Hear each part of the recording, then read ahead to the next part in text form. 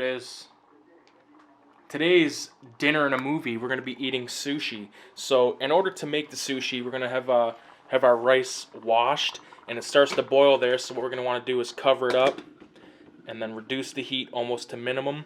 What I like to do is take it right off the heat for a few seconds because it will go, it'll stay hot, especially this stove. But some of the other things we're going to be needing is we're going to need some of this shit, which is, of course, the sriracha mayo, which is very delicious. Got ourselves some wasabi right here. This isn't like, top of the fucking line, top shelf stuff, but it'll do. We'll definitely need some nori, which is basically seaweed. And then we got our breadcrumbs. I got a cucumber, got some avocado. And this right here is very handy, not 100% necessary, but very handy. We got the bamboo roller. So if those of you familiar with rolling a blunt, this is the blunt wrap, okay? And your sushi is the chronic. So boom, that's all you need. You see, I'm a vegetarian, so I don't eat fish or any shit like that, but these will be delicious nonetheless, so stay tuned. Alright, our rice is finished cooking, so what we're going to do is we're going to transfer the hot rice into this wooden bowl and allow it to cool, because you don't want to just start messing around with boiling hot rice. So while you're waiting for your rice to cool down, go ahead and cut up all your vegetables or prepare your fish or your meat, whatever you're going to put into these things, because it's going to take a couple of minutes for the rice to cool down. Alright, now that our rice is nice and cooled off, we can start combining the ingredients in order to make our, 6 Michelin star meal here. Alright, so the first thing you're going to want to do, well, with any kind of cooking, is make sure that your hands are nice and clean. So don't be just, finishing off picking your ass or picking your nose, and then you're like, I'm going to roll up some sushi. So definitely make sure your paws, your mitts, nice and clean. And then go ahead and get your nice wooden cutting board that your aunt bought you, and place that right there. So now we're going to want to grab our nori, aka our seaweed, and bust that stuff open. This stuff, initially, because my girlfriend will just eat this shit like it's a fucking potato chip. I cannot do that. I'm not even really the biggest fan of the smell, but I find once it's combined with the sushi, you're dealing with something pretty damn tasty. So for those of you that have never seen this stuff, it's literally just like a green little how do you do. It's kind of metallic. Alright, so place that right there, and then go ahead and get some of your rice from your fancy wooden rice bowl, and just place it all around. So we're going to flatten this out in a minute, but what we're not going to do is just try to completely coat this thing in rice, because I've made the mistake before of having way too much rice in these things. So next, take your in this case we got a wooden little wooden spoon, which I love, and then just kind of flatten it out, but don't try your best not to completely push this stuff down, because we're going to be using our freshly rinsed bamboo thing in order to compress them. Actually we could use a little bit more rice here, to be honest with you. So okay, this is a really kind of fun thing to do. If you're into sushi, I highly recommend trying to make it yourself at least once. No matter how many times you rinse your rice, though, it's still going to be sticky. I feel like that's a fact. Okay, so now that we got it like that, give it a little pat down just to make sure that it's on there good. And I'm not the biggest fan of the seaweed on the outside, so we're going to flip this. It should stick on there. Nice. Okay. And what I like to do is take some cucumber. I love cucumber. Probably do 3 of those bad boys. Like that. And then some avocado, which it's always hit or miss with me when it comes to avocado. It's either really fucking too not ready yet, or 10 weeks past ready. In this case, a couple of the avocados were actually gone bad. I hate when that happens, but what can you do? So what I'm going to also do here at this point is I'm going to add some wasabi into the middle, just because I always find it's a pain in the ass to use our mouth there. It's always a pain in the ass to spread this shit onto your I don't know how hot this is or what, but hopefully that's not too bad. Go like that. I think that's good for this one. So what I'm gonna do, I think I fucked up, but you know what? We're gonna try our best here. Kind of transfer this over without losing too much. Like, I never said I was a fucking Japanese professional here, but just bear with me. So then take it, and like I said, like you're rolling a blunt. Alright. Go like that. It's trippy to do this on camera, and then just kind of give it a little shapey wape. And there it is. Boom. Professional, okay? Now, I'm open for private parties and all that kind of stuff if you want to get yourself some sushi rolled, but I'm going to go ahead and roll up a few more of these bad boys. Probably have, you know, I'm a big fan of sushi. I'm also a big dude, and I could probably like nail like 3 of these easy. So, and rule of thumb is you usually get 6 per sheet. So let's see what we got. With the finished product, well, almost finished, we're going to transfer these over onto our cutting board, because this is also going to serve as our, you know, platter, if you want to call it that. So we got ourselves 3 decent looking little sushi rolls. We're going to turn this into about 18. Possibly the edges are going to get screwed over, so I'm not too worried about that, but let's go ahead and give these a cut and see how it goes. So maybe I should have probably rolled these a little bit tighter, it would seem, but not too shabby. The fucking seaweed is like sticky shit, man. Probably should have used a better knife, but... So there's our... That's actually like 7. Or what the fuck? I must be high. I'm not, but that's 6. Yet I said 7. That one got fucked. I don't know. Okay, so definitely don't just try to do the chop. You gotta saw them. This one turned into a nightmare. My God. I don't think I've rolled them tight enough, especially that last one. God damn. Yeah, don't rip. You gotta like saw them. Fuck, these just got mutilated, dude. But you know what? That's fine, because we had fun. Alright, and that's all that matters around here.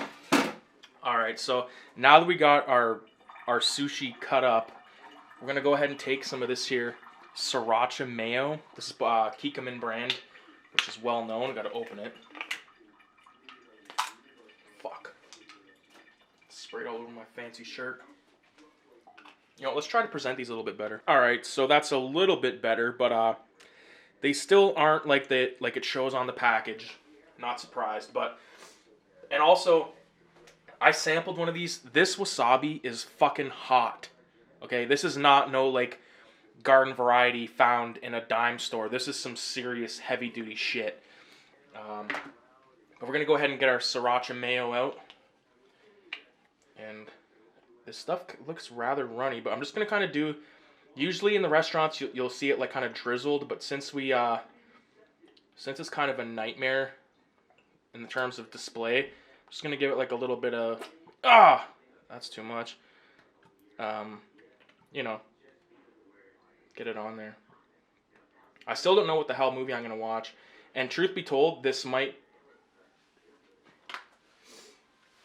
The last time, I watched... I ate Chinese food with an English horror film from the 50s. So who the hell knows what this is going to get paired with. Alright, and how could this be complete without a little bit of soy sauce? Now, unfortunately, I don't have any, like, authentic, good... Asian soy sauce, so I'm going to have to settle with this VH brand, which is like a pretty universal standard Canadian soy sauce. But this is better than like your regular soy sauce that you might get in a pack. This has actually got a little bit of a better flavor to it. So get yourself a little bit of a side bowl like that one. Way too big, but just go ahead and add some soy sauce. Probably way more than I'm going to use, but... That's fine. This, I should also point out, is soy sauce light. because I'm trying to fucking not use as much salt. This is actually 30% less sodium. It's probably a lie, but you know what I just realized? I totally fucking forgot to add the breadcrumbs, which is like my favorite part about this shit.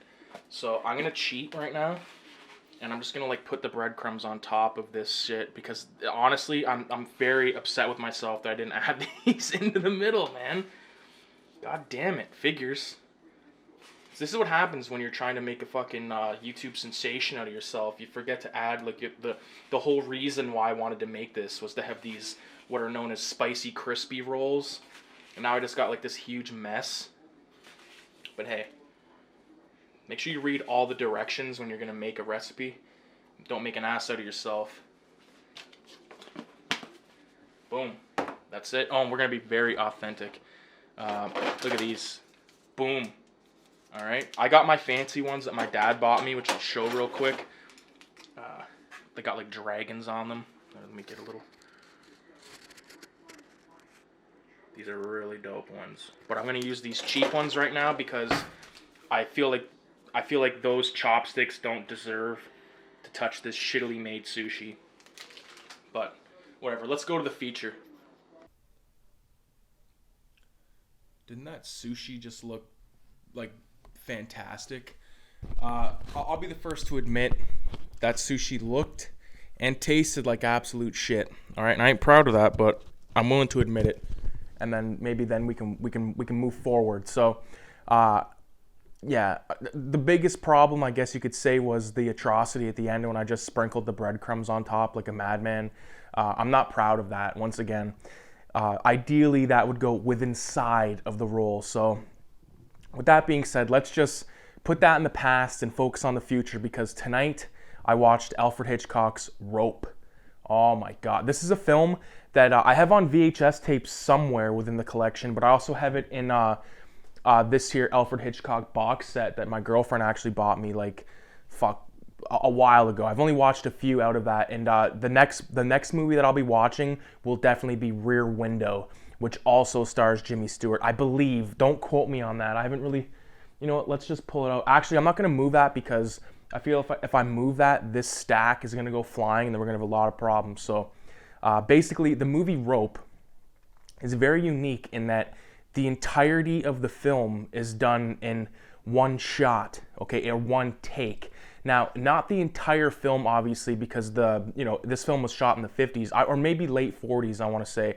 One of the first Technicolor films out there, and with film, you could only fit so much film within a single camera. So every 10 minutes or so, they would have to switch reels. And within the film, the way they mask that or disguise that is so cool because they just kind of have like a person like walk past, or like they'll zoom in on the back of someone for a second and then zoom out, and they try to make it as seamless as possible, and it feels so real and just organic when it comes to the cuts. I thought that was one of like the best parts because I watched this film on TCM, which is Turner Classic Movies, which is one of the best channels that you can possibly have on cable because they air all their features commercial free. They give a little opener to the film and an ender to the film with like a guy talking, giving facts. There used to be this old dude, I forget what his name was, but me and my dad, we like watched this guy religiously because my dad, like I said previously, we love no commercials because I feel like a commercial takes you out of the film.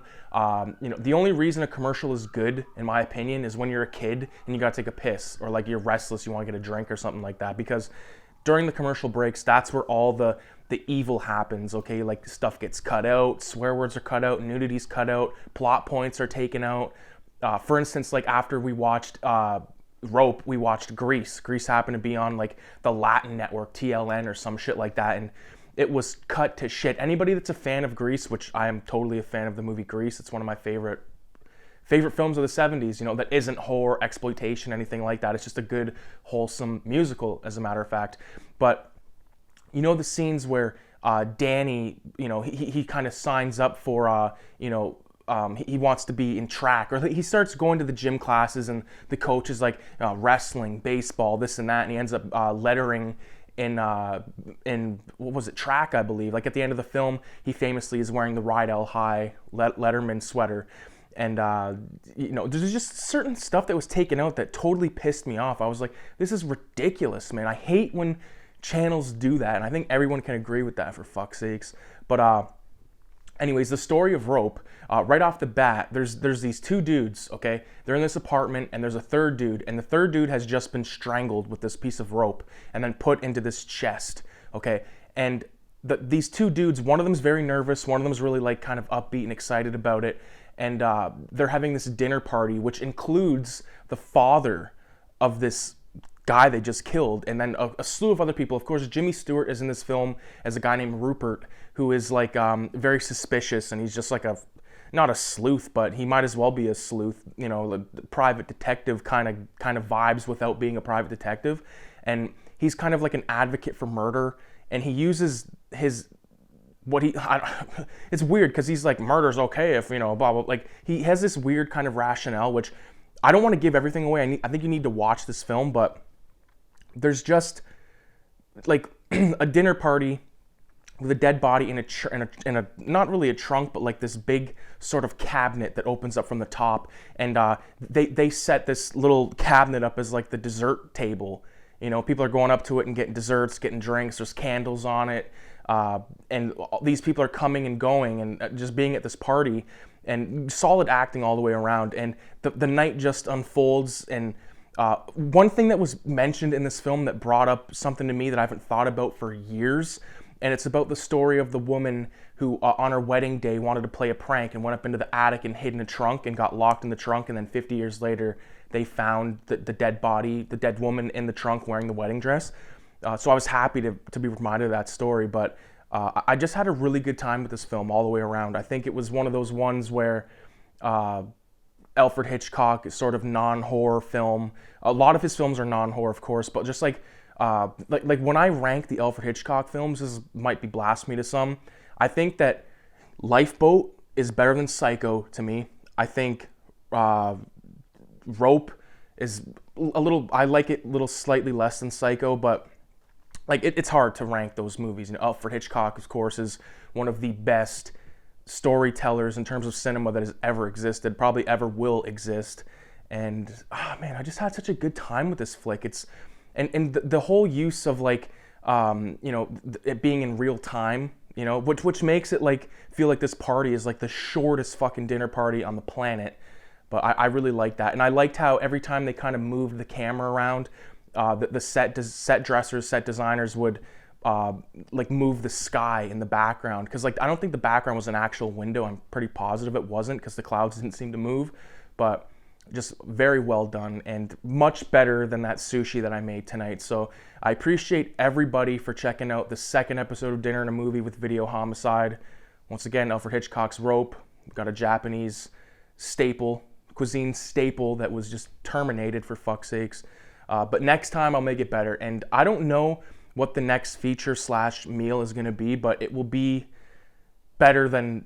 The food will be better than the food in this one. I can guarantee that. The movie night might not be as good, but because I'm kind of feeling like a little exploitation, giallo type of thing coming up. Maybe some spaghetti and an Italian horror film might be good. But I kind of like doing this, like sushi and Alfred Hitchcock. And then you got like fried rice and fucking Hammer horror. So kind of like doing a little bit of weird shit. So definitely check out the Teespring account. Definitely check out the Facebook page. I got a couple of I got an Instagram page you can check out. It's Video Homicide, all one word. And yeah, with that being said, have a great night. Adios, and happy eating, happy watching. And I'll see you in the next one. Peace.